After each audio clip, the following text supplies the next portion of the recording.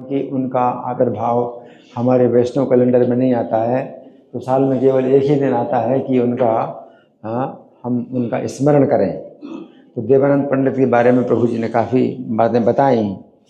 तो इसमें सबसे बड़ी शिक्षा ये प्राप्त होती है कि वैष्णव अपराध किस प्रकार से होता है। हम तो जो है बड़े निर्दोष बन जाते हैं कि भाई हमने तो निंदा की नहीं, और नाम का पहला अपराध है वैष्णव की निंदा करना, तो वैष्णव की निंदा तो हमने की नहीं, तो कोई बात नहीं। तो देवानंद पंडित भी अपने को बिल्कुल निर्दोष समझ रहे हैं। वो व्यास आसन पर बैठे हुए हैं और उनके ही जो शिष्य लोग हैं वो श्रीवास पंडित की निंदा कर रहे हैं। अरे ये कहाँ से आ गया, कथा में बड़ी बाधा हो रही है। अब श्रीवास पंडित तो श्रीमद् भागवत का जो गहरा अर्थ है वो समझ करके रो रहे हैं, और भक्ति के भाव में रो रहे हैं, प्रेम में रो रहे हैं, है ना। लेकिन देवानंद पंडित भी जो है बिल्कुल मूर्ख, और शिष्य लोग भी बड़े मूर्ख।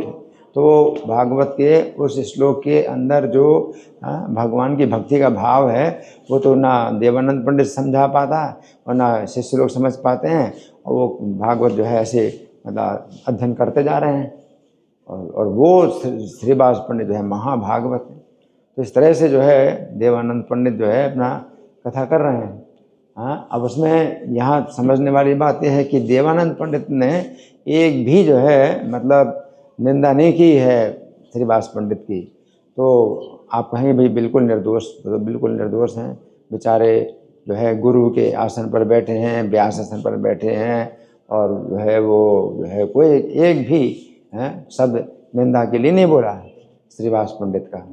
लेकिन तो भी निंदा का जो है जो अपराध है वो उन्हीं को ही लगा, क्योंकि वो सबसे ऊंची सीट पर बैठे हुए हैं, गुरु की सीट पर बैठे हुए हैं, और उनके शिष्य लोग जो है जो निंदा कर रहे हैं, और श्रीवास पंडित को जो है कुछ लोगों ने पैर पकड़े, कुछ ने हाथ पकड़े और खींच करके ले गए, उठा करके बाहर डाल दिया, जमीन में बाहर लिटा दिया श्रीवास पंडित को।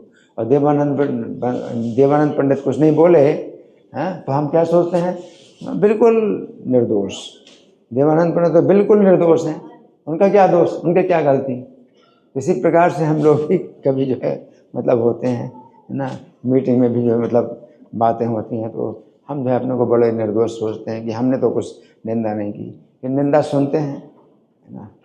तो वैष्णव अपराध तो जो है 6 प्रकार के बताए गए हैं। तो जब हम जो नाम का अपराध बताते हैं कि नाम का पहला अपराध है उन वैष्णवों की निंदा करना जिन्होंने हरि नाम प्रचार में संपूर्ण जीवन अर्पित कर दिया है, और किसी वैष्णव की निंदा हो रही है और हम अपने को बड़ा जो है निर्दोष समझते, भाई मैंने तो कुछ नहीं बोला, मैंने कुछ नहीं बोला। तो इसी प्रकार से देवानंद पंडित जो है अपने को समझ रहे हैं, लेकिन पूरा का पूरा जो दोष है वो देवानंद पंडित के ऊपर आया है।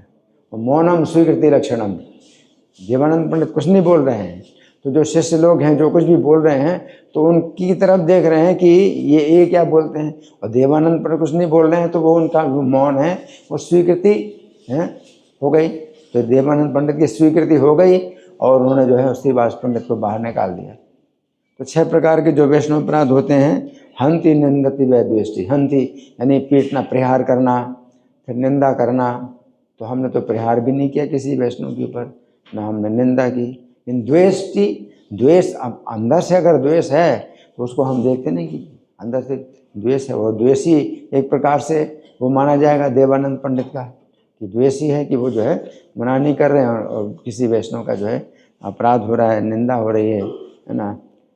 वैष्णव ना अभिनंदती, और द्वेष नहीं करते हैं लेकिन अभिनंदन सम्मान नहीं करते, तो विधिवत सम्मान नहीं करते हैं।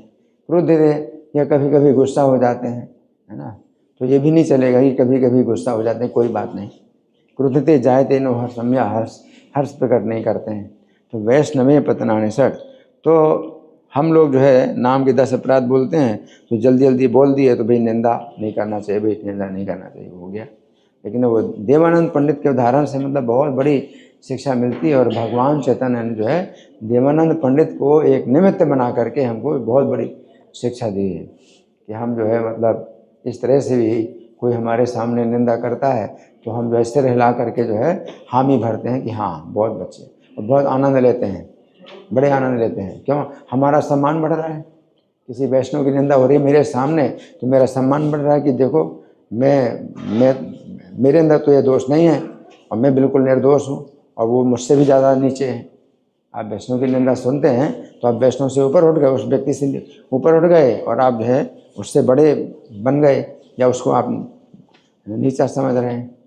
तो इस तरह से जो है जो निंदा होती है तो इससे जो है मतलब बड़ा जो है वो है। भगवान चैतन्य जो है जब उनका जन्म नहीं हुआ था तब ये घटना हुई थी। श्रीवास पंडित जब गए थे ये देवानंद पंडित की कथा सुनने के लिए, तो किसी श्रीवास पंडित ने किसी को नहीं बताया, ना किसी को पता चला। इस घटना का किसी को भी पता नहीं चला। लेकिन चैतन्य महाप्रभु जब जन्म ले चुके और इसके बाद फिर जो है कीर्तन में आ गए, 24 साल की अवस्था में फिर वो कीर्तन में भी मतलब कर रहे हैं भक्तों के साथ में, तब देवानंद पंडित की भागवत सुनी तो उनको याद आ गया। तो भगवान का जन्म नहीं हुआ था जब ये घटना हुई थी और उस देवानंद पंडित की जो है चैतन्य महाप्रभु ने निंदा करनी शुरू कर दी। तो इससे भी मतलब शिक्षा मिलती है कि कोई अगर वैष्णव का अपराध करता है तो हाँ वो निंदा करता है वैष्णव की, और निंदा का जो है वो उसका जो है मतलब दोष बन रहा है तो हम उसकी निंदा करते हैं, तो भी ये जो है कि भक्ति है, ये भी भक्ति है कि वैष्णव की जो है निंदा का अगर हम विरोध करते हैं और वैष्णव की निंदा के विरुद्ध में हम भी निंदा करते हैं उस व्यक्ति की जो निंदा कर रहा है, तो ये भी हमारी भक्ति होती है।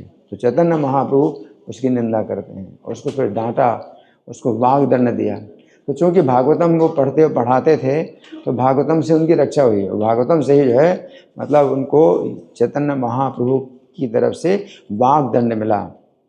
वाणी के रूप में चैतन्य महाप्रभु की खूब निंदा की गई। तुम किसी भी जन्म में भागवत का अर्थ नहीं समझ पाओगे।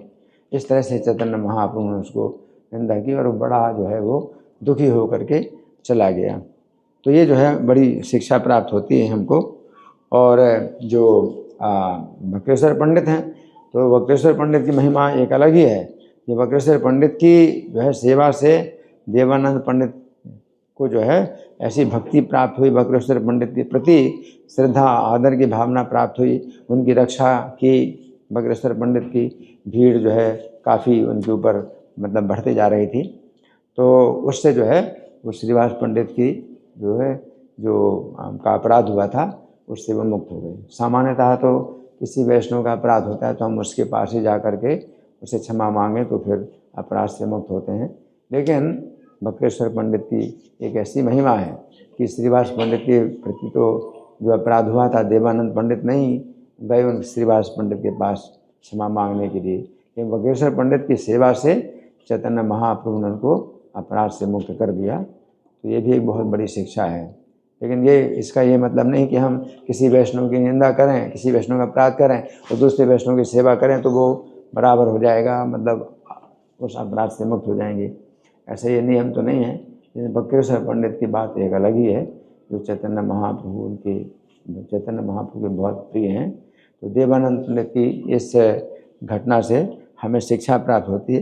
नहीं तो ये तो भागुरी मुनि ब्रज में जो है ये भागुरी मुनि है। और नंद महाराज के जो बहुत से जो उनके संबंध में जो ब्राह्मण थे जो कि पूजा कराते थे या यज्ञ कराते थे, तो ऐसे ब्राह्मण थे, नंद महाराज के बड़े सम्मानित ब्राह्मण थे। तो इनमें ऐसा जो है कैसे आ गया इतना अज्ञान की वो जो है भक्ति के विरुद्ध, भक्ति के बिना भागवत की जो व्याख्या करते थे। तो ये भगवान चैतन्य की लीला है। चैतन्य महाप्रभु ने उनको निमित्त बना करके जो है हमें बहुत बड़ी शिक्षा बहुत बड़ी शिक्षा दी है। हरे कृष्ण। अब प्रश्नोत्तर करना है ना आपको? हाँ, तो आपको माइक दे रहा हूँ।